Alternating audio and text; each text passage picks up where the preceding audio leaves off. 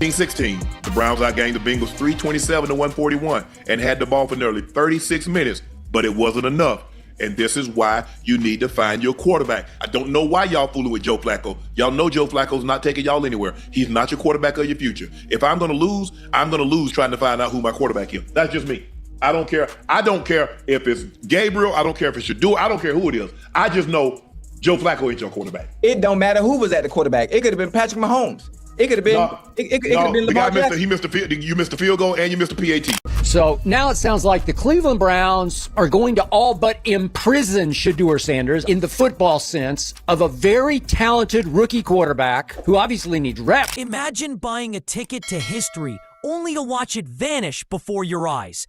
That's exactly what happened when the Cleveland Browns benched Shedeur Sanders, the quarterback hyped as their golden future, just moments before kickoff.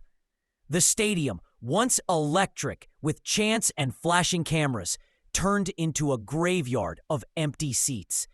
Fans who spent rent money on tickets and jerseys walked out furious, demanding refunds like they've been scammed at a rigged carnival. And it wasn't just the crowd. Ratings collapsed in real time. Advertisers panicked. Networks scrambled like NASA engineers trying to save a doomed rocket. The Browns didn't just bench a rookie. They lit the entire league's hype machine on fire. Behind the scenes, owners raged, teammates were blindsided, and whispers began that this was more than a coaching decision. It was sabotage. Cleveland Browns listed Shedeur Sanders as inactive today. Inactive? Yo, look, man. At this point, hey, I'm a fan of Shedeur, I'm a fan of Dion, but we just need to stop caring. Because the more people actually trying to tune in or watch Shedeur, the more they ain't going to play him, and the more they using him for clout and clickbait. They don't want the guy. The owner don't want him. The coach don't want him.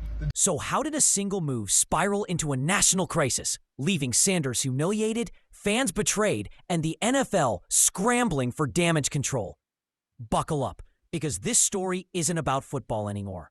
It's about money, power, and the night Cleveland became a punchline on the biggest stage of all. Cleveland fans had been promised a night to remember. The banners, the promos, the nonstop talk from sports networks, it all pointed to one thing. The betrayal was instant. Energy that had been deafening moments earlier collapsed into stunned silence. Tailgaters who'd blasted music all afternoon fell into doom scrolling on their phones, searching for answers. Season ticket holders who had pawned jewelry to afford front row seats stood screaming at anyone in a Browns polo shirt, demanding to know why the future had been benched. Inside the stadium, whole sections emptied as fans streamed out before halftime, their chants replaced by muttered curses. But it wasn't just disappointment, it was humiliation. The Browns had spent weeks hyping Sanders' debut as if it were the Super Bowl of rookie showcases. Highlight reels rolled like Marvel trailers. Analysts compared him to legends, and ticket sales soared. And then at the last second, the team pulled the nastiest bait and switch in years. It was like buying front row seats to Beyoncé only to watch a middle school choir stumble through single ladies. There was one kind of knucklehead play call where it was 4th and 1 and we went empty. And I'm like, you got a rookie quarterback. You got a rookie quarterback who hasn't been getting reps, and you're going to put him in empty in 4th and 1 where he's like, if there's ever a time where you got to be able to pre-snap, recognize pressure, slide protection, that know your hot checks, that's when you need to know it. Right. You know? Fans didn't just feel let down. They felt conned. The fallout spread instantly. Jerseys that had flown off shelves just days earlier were being returned in piles at the team store. Concession stands filled, not with hungry crowds, but with angry fans unloading on employees who had nothing to do with the decision. One vendor described it as Black Friday in reverse. Instead of grabbing merch, people were demanding refunds. And hanging over all of it was a single question. Why? Why would the Browns sabotage their own moment, their own city, their own fan base? In Cleveland, the chaos wasn't just a bad coaching call. It was a broken promise. the latest chapter in a curse that fans are starting to believe may never end. As the chaos inside the stadium felt brutal, the disaster on television was even worse. The NFL had poured millions into hyping Shedeur Sanders as the face of the future. Custom camera setups, exclusive graphics, and primetime promos that ran like blockbuster trailers. ESPN, Amazon, and the NFL Network all sold viewers the same dream. Sanders versus Burrow, the clash of generations. Over 11 million people tuned in at kickoff, eager to witness history. And then the rug was ripped out. Instead of Sanders, America got Joe Flacco trotting onto the field, and the buzz instantly flatlined. Ratings nosedived so quickly, it felt like watching the stock market crash in real time. By halftime, the audience had dropped by nearly 40%. With millions of viewers switching off, their excitement replaced with frustration. Those who stayed weren't there for football. They were gamblers and fantasy players stuck, praying their bets didn't collapse along with Cleveland's offense. Behind the cameras, executives were in meltdown mode. Reports say TV bosses were scrambling on emergency calls, sounding more like NASA engineers trying to keep a rocket from exploding midair than sports executives. Joe Flacco got off his couch and won comeback player of the year in 2023 for the same coach. He knows what Joe Flacco can do. Joe Flacco has been doing this a long time. You can argue his run to a Super Bowl is the greatest run we've seen by a quarterback because of who he had to go through. I don't know about that. The preseason, no, I'm saying you can argue it. The preseason. Advertisers demanded refunds for the millions they'd invested in what was supposed to be a showcase. One rumor even claimed that an executive half-seriously asked if they could deep-fake Sanders into the game just to salvage the broadcast. The collapse didn't just hit television. It rippled through every corner of the NFL's money machine. Sports betting lines had been set around Sanders starting, and when he didn't, thousands of furious gamblers lit up sportsbooks with complaints. Fantasy football owners saw their lineups implode overnight. Parlay bets went up in smoke, and angry fans flooded social media with screenshots of ruined weekends. Wasn't just a loss for Cleveland, it was an economic earthquake that rattled the entire league. And the message was clear. In today's NFL, fans don't just tune in for football, they tune in for stars. By benching Sanders, Cleveland didn't just sabotage a game. They sabotaged the product the league itself had been selling for months. But the chaos wasn't just on TV. Inside the locker room, tensions were about to boil over, and Sanders himself was caught right in the middle. If fans felt betrayed and TD execs panicked, the real explosion came inside the Browns' locker room. For weeks, Shedeur Sanders had been preparing for this moment, running drills, syncing with receivers, earning the trust of teammates who believed he could finally be the quarterback to change their fortunes. And then, just an hour before kickoff, he was told he wasn't starting. No warning, no explanation. One insider described his reaction as like a groom being told he's not the one at the altar. Players saw it firsthand. Sanders, helmet in hand, boiling with frustration, stormed toward the locker room before veterans had to step in to calm him down. His teammates were stunned. Receivers, who had spent weeks working routes with him, suddenly had to adjust to a slower, less mobile quarterback. The offensive line, already struggling to protect, now had to guard a statue in the pocket. Even the defense, exhausted from carrying the team, looked deflated, knowing their sweat was about to be wasted. And the divide wasn't just quiet frustration. It bled into the open. On social media, players began liking posts criticizing the decision. Some even reposted memes mocking the coaching staff. Thinly veiled, but clear enough to show where loyalties lay. When your own locker room starts clowning management, respect isn't just slipping, it's gone. The problem wasn't only performance, it was pride. Sanders had earned his teammates' trust, and pulling him at the last second felt like betrayal to everyone who'd watched him grind through camp. Veterans muttered about politics, running the team instead of football. Younger players whispered about wasted talent and questioned whether staying in Cleveland would ruin their own careers. To me, that was so stupid. Well, I don't care that Snoop Huntley can come in and go 1 of 1 for 7 yards in a 2-minute drill. He's not going to be on a team tomorrow. Why would you not let Shedeur have the 2-minute drill and see if he can do it? Can he shake off? We just talked about how he had poor body language. He looked defeated. Can he shake it off in the moment? Hey, I've had a bad half, but we still, as bad as I've played, we have a chance to go out and win this football game. Can I go out and orchestrate a 2-minute drive to get us into field goal range to win this football game? And instead... Meanwhile, Sanders went silent.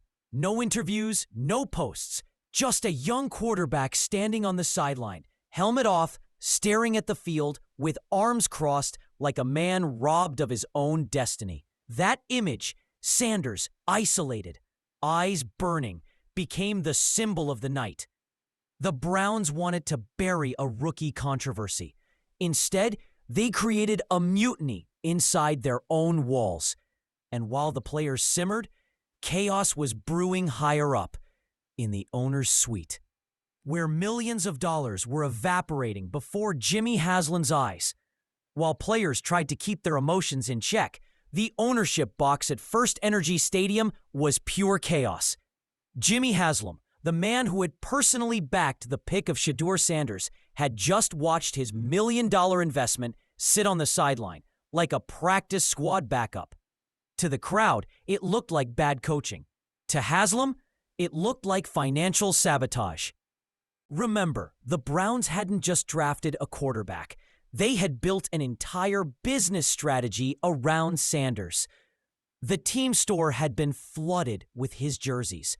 Promotional campaigns plastered his face on billboards, and corporate sponsors had been promised record-breaking exposure. Prime subscriptions, ticket sales, and national broadcasts had all been sold with one guarantee. Sanders would be the star. And now, in front of millions, that promise was torched. The fallout was instant. Jersey sales that had soared in the weeks before kickoff flatlined overnight. Some fans marched straight to the merchandise counters, demanding refunds. Season ticket holders flooded phone lines, not to buy, but to cancel. And corporate sponsors, always cautious about public image, started quietly calling to ask whether their brand should really be tied to a franchise this dysfunctional. Insiders described Haslam pacing the owner's suite like a man watching his stock portfolio collapse. He wasn't just angry at the scoreboard. He was furious at the balance sheet. Every empty seat in the stadium, every refund request, every canceled subscription wasn't just bad optics. It was money leaking out of his franchise like water through a cracked dam. And in the NFL, money always speaks louder than play calls. Reports suggest Haslam erupted behind closed doors, grilling executives on how something so reckless could happen. How could they market Sanders as the future, only to let Kevin Stefanski bench him in prime time? The move didn't just risk a season, it risked Cleveland's credibility as a franchise. For an owner, losing games is one thing, losing millions is another. And Haslam knew this wasn't just a coaching misstep. It was a business disaster, one that would fuel national headlines, spook advertisers, and leave the Browns looking like a franchise allergic to its own success. And sure enough, the next morning, the firestorm went national. By sunrise the next morning, Cleveland's nightmare had turned into a national circus. Every sports show, every talk radio program, every debate table lit up with the same headline: the Browns benched Shedeur Sanders. Analysts who normally spent hours arguing about trivial penalties or hypothetical trades suddenly found common ground. Cleveland had pulled off one of the dumbest moves in modern NFL history. Stephen A. Smith's wide-eyed shock became a viral meme on loop. Pat McAfee didn't even need a breakdown. He just dropped one sarcastic line about the Browns being built to self-destruct and let the internet carry it for him. Colin Cowherd went all in, calling it malpractice and branding Stefanski's decision as the kind of coaching blunder that kills entire franchises. When media voices that usually thrive on division start uniting in ridicule, you know the damage is real. And it wasn't just talk. Memes flooded timelines faster than Cleveland's offense ever could. Clips compared benching Sanders to taking the engine out of a Ferrari and pushing it down the street. Fans across the country joined in the roast, turning Cleveland into the league's running punchline. But while the jokes trended online, panic spread behind the scenes. Inside NFL headquarters, executives scrambled into emergency meetings. Reports suggest memos went out reminding franchises that star power drives the shield. A polite way of saying, don't bench the guys we just sold to America. The league had spent months marketing Sanders as one of its next icons. To have him humiliated in his first big showcase wasn't just embarrassing, it was dangerous for business. Even rival owners, who usually keep their grievances private, reportedly called Jimmy Haslam directly to vent. One insider claimed some were furious their own team's ratings were dragged down because Cleveland had blown a national showcase. In billionaire circles, hurting the money flow is the ultimate sin, and the whispers only grew louder. Had Sanders been sabotaged, or was this just incompetence?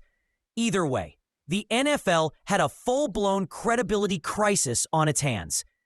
But the storm wasn't done building, because while the league scrambled, Sanders himself went silent. And that silence spoke louder than any press conference. While the NFL scrambled for damage control, Shedeur Sanders said nothing. No interviews, no social media, no quotes to spin, just silence. And in today's NFL, silence is louder than any microphone. Fans stared at his empty accounts, dissecting every non-post like it was a clue. Was he angry? Was he done with Cleveland? Was he planning his escape? Then came the whispers. Insiders leaked that Sanders was blindsided, humiliated, and considering options if things didn't change. Younger players liked tweets calling Sanders the future. Even some veterans, usually careful to avoid politics, dropped hints of frustration. A locker room divided was now teetering on open rebellion. Meanwhile, other teams started circling like sharks in bloodied water. Agents whispered about clauses to protect rookies from sabotage. Rumors swirled that franchises hungry for star power were already gauging interest in a Sanders trade. What Cleveland had treated like a demotion, the rest of the league saw as opportunity. Outside the stadium, fans staged protests, waving signs demanding Stefanski's firing and Sanders' promotion. Season ticket holders began threatening mass cancellations. National voices speculated openly about whether Sanders would choose himself and force a move. And with every hour he stayed silent, the speculation doubled. For the Browns, this wasn't just about losing control of a player. It was about losing the narrative entirely. They thought they could bury a rookie controversy. Instead, they buried their credibility. And if Sanders walked, it wouldn't just be a bad headline. It would be the ultimate proof that Cleveland had squandered the future before it even began. And the cruel irony? All of this chaos could have been avoided with one start, one game, one chance. Instead, Cleveland may have sparked the very exodus that will define its franchise for years. By the end of the week, it was clear this wasn't just a quarterback controversy. It was a case study in how not to run an NFL franchise. The Browns had taken a moment that should have been a celebration, the debut of a young star with the Sanders name, and turned it into a fiasco that shook the entire league. And the fallout stretched far beyond Cleveland. Because in today's NFL, the game isn't just about winning on the field. It's about entertainment, money, and image. Sanders wasn't just a quarterback. He was the Browns' power grid, the marketing engine, the ratings magnet that networks, sponsors, and fans had already invested in. By benching him, Cleveland didn't just cut their chances of winning, they cut their own lifeline. Kevin Stefanski may have thought he was sending a message about discipline or patience, but what he really sent was a message that the Browns are still stuck in the past. Coaches who don't understand the business side of football don't survive, and owners who watch millions evaporate in front of them don't forgive. Jimmy Haslam knows it. Rival owners know it. And now the entire country knows it. Meanwhile, Sanders' silence continues to speak volumes. Every day he stays quiet, the rumors grow louder. Will he demand a trade? Will Dion push him out of Cleveland? Will another franchise swoop in and turn the Browns' blunder into their golden ticket? No one knows. But one thing is certain. If the Browns thought they could control the story, they've already lost it. In the bigger picture, this fiasco exposed something deeper: Cleveland's reputation. A franchise already infamous for mishandling quarterbacks may have just confirmed the curse isn't superstition. It's self-inflicted. And now, with Sanders' future hanging in the balance, the Browns face a brutal truth. They didn't just bench a rookie. They benched their future. And that's the story fans will remember. Not the score, not the stats, but the night Cleveland became the punchline of the NFL. So what happens next? That depends on whether Sanders keeps playing the polite bystander or finally chooses himself, rewriting the ending Cleveland was too blind to see. Don't forget to like, subscribe, and share this breakdown, because trust me, the fallout is only just beginning.